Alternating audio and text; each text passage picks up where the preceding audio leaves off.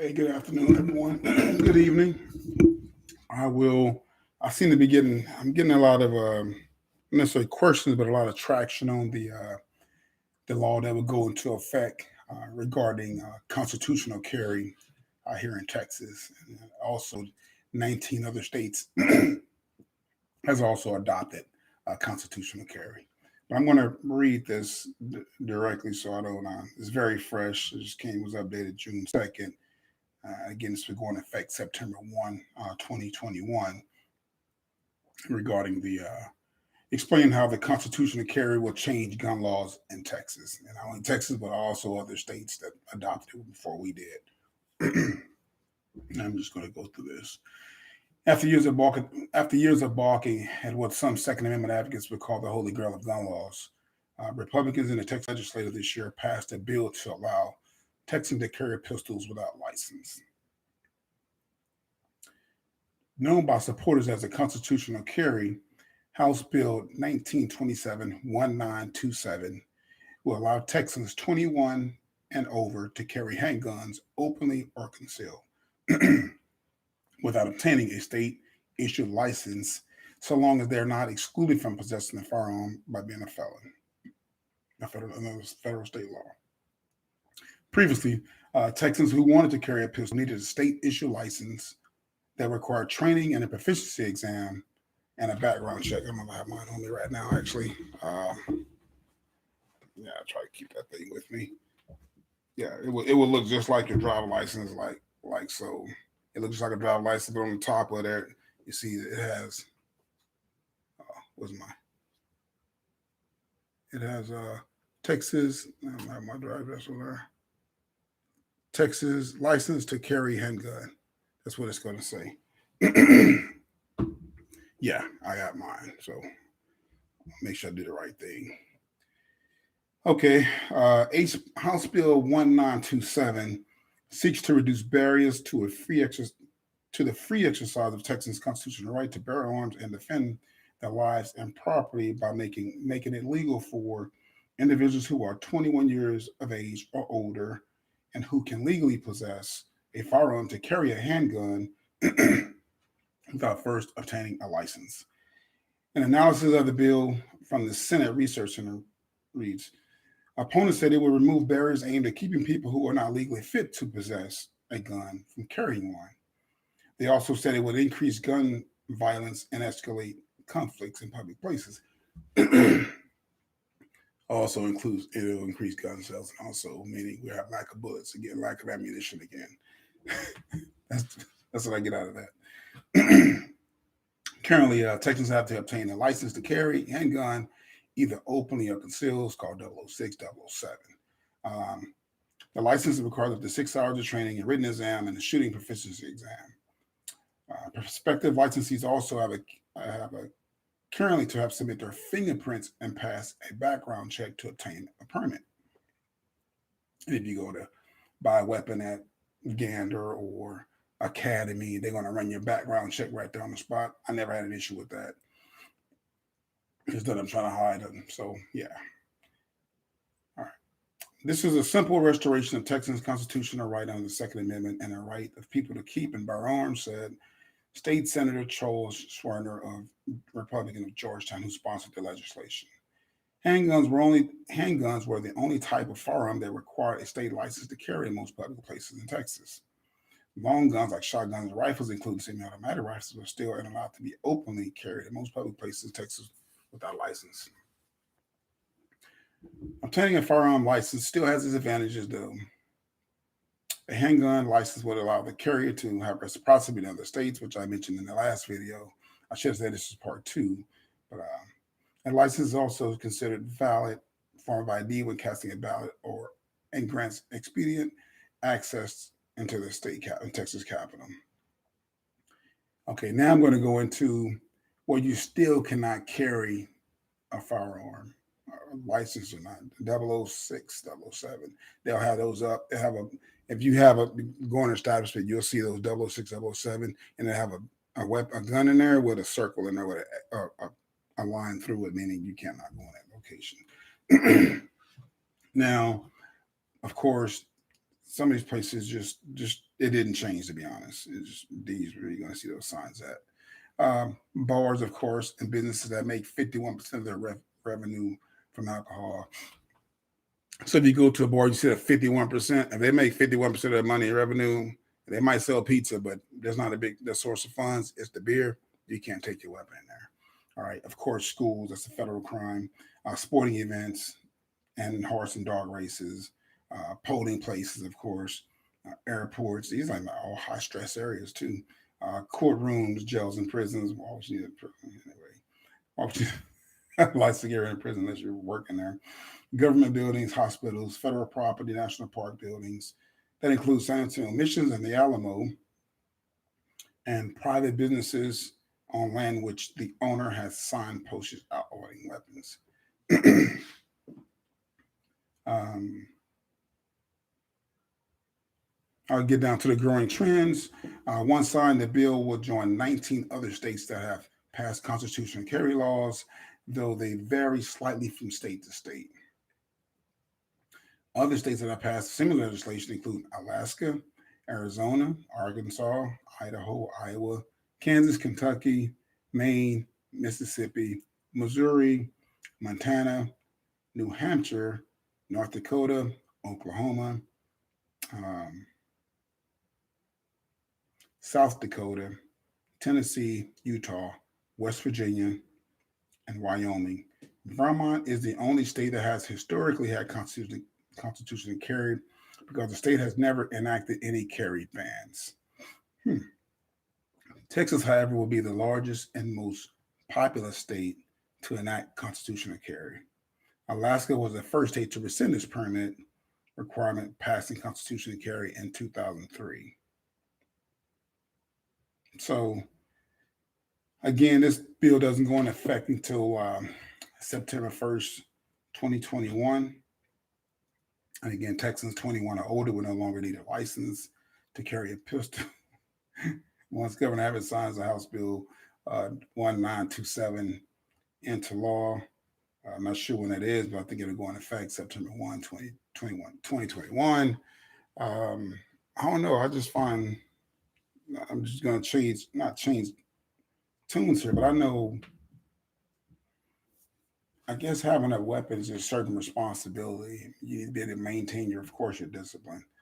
And we see what kind of world we have a crab load of undisciplined people in our society, and some of them do not need firearms. And I don't know if it's going to be a good thing or a bad thing. I think if people are doing the right thing already, like I just show you, I have what it says there, Texas license to carry, boom, you know, just take the class and go and just do it legitimately. You're going to learn something. I think this is even if they pass this law, which is fine. I just hope people still have their discipline and the word I'm looking for, the discipline and the maturity to go ahead and do the right thing and get the course. And you can learn something from the course. I learned something from the course. Again, I've been shooting rifles since I was probably 17 when I joined the service and had my first M16A1. And so, again, I don't believe guns kill people. I believe people kill people. And one thing we need to really address in our society is the mental health issue people have due for whatever reason. I think, and some of these crimes are coming from people with those issues. Regardless of what it may be, what you may think, your opinion. But if you look at the numbers, we have an epidemic of people that has an issue with their mental health, and that's something we don't talk about. And I think that's why it's going to be hard to fix. So I mean, this is twofold. So you pass this bill for the weapon, which is constitutional carry, which is great and fine. But where's the bill to help people with mental health? Where's the bill to help build our education system back up from being? Where's the bill to help build our health care back up? Texas ranked last. Well, we're ranked 50. Not far behind. We ranked 50 in healthcare. What are we doing to increase to make our state better for people who have healthcare issues? We shouldn't be ranked last. Not with the ninth largest economy in the world. You heard me correctly. We have the ninth largest economy in the world in the state of Texas, but our educational system is failing, and we're failing in healthcare. So where are these funds going? Where are the I just want to know where the funds going, and that shouldn't be a loaded question. That's just a simple question. Why we rank last here? Why we rank last there? But we're the ninth. So we're creating. We have a tremendous amount of GDP coming in, gross domestic product coming in. So we have some good products that people are buying, put into export and import into our economy. However, that is not. I never believed in the trickle down effect, but that those resources are not getting down to keep us sustainable as a nation, as a country, as a state. It's not. I mean, if you look at where Texas is at, again, just healthcare, and you look at the education, the two things that really matter when for our senior citizens and for our younger generations that's in K through 12 or grade school, we're not doing a good job in those arenas. We're not giving these teachers a fair shake. We're not giving these educators a fair shake. We must do a better job in ensuring that we going forward, we need to address those issues which we're failing in. That along with infrastructure, we had a C minus or a D probably in some areas. That's I mean, I don't understand how that can happen when you have the ninth, largest economy in the world, and we have the number one business thing, and the number one business people coming to Texas from all over the place. They come to Texas, but what does that mean when they're not taking? Remember, this is why Amazon did not come to Texas. They said we lack proper talent pool. They said our talent pool was not good. That was embarrassing. As a governor, I've been embarrassed. Lieutenant governor, I've been embarrassed. As a senator, as a state senator, a federal senator, I've been embarrassed of a Fortune 500 company having the audacity of putting in a paper their talent pool was not what we expected.